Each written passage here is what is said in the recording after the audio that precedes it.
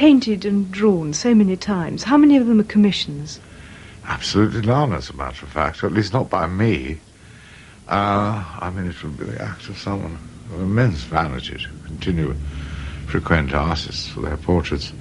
The Hockney was commissioned in a sense, in that they wanted a cover for a book I wrote, and I, in a half-joking spirit, said, why not get Hockney? It was about my life in the Navy, so I thought that would be somehow suitable.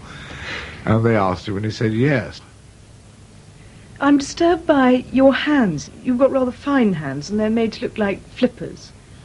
Well, you may be disturbed, but when that drawing came out as the cover of my book about my naval days, when I was gay, Quentin Crisp, who reviewed it for, I think, Gay News or something like that, said he found the hands very typical in that they were both rather affected and at the same time slightly brutal and stiff. So perhaps psychologically they're correct. If he didn't know me, he was a little suspicious of me, I think. I saw him tear up 3 before he was pleased with the one he did, which is, of course, from the greedy point of view, agony, thinking of several £1,000s landing in a waste paper basket. But he was quite right. This was the first one that was satisfactory. Topolsky is a very theatrical figure. I mean, he sees history as theatre. And that's very much the entertainer, the performer. That and the big painting he did, the York. Barry Flanagan is not particularly interested in the likeness. He's interested in what he feels about me. He's a sculptor, basically, after all. He was doing etchings as a kind of exercise. Philip Core, in his enormous canvas, which includes my wife, a portrait she very much dislikes on one side, was interested in me as a symbolic figure. It incorporates my hats, the house in Wales, which is a 12th century tower, the fish that I'm keen on catching, and an elongated figure of André Breton, the leader of Surrealism, all that in that huge canvas.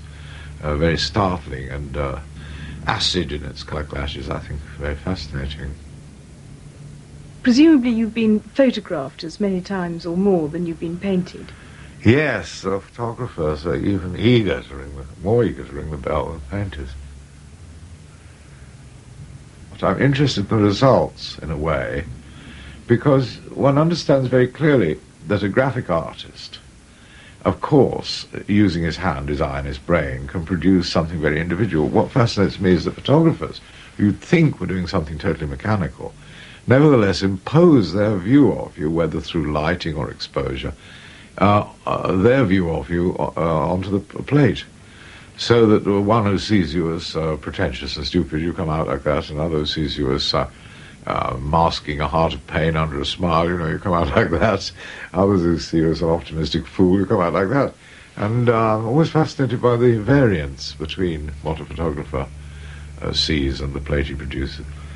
My name is Good Time George, and pleasure is my game. They call me Lucky George, I never seem to get the blame. Hey there, mama, hold tight to your man, 'cause my equipment's on the AC/DC plan. They call me Good Time George, I'm having such a good time.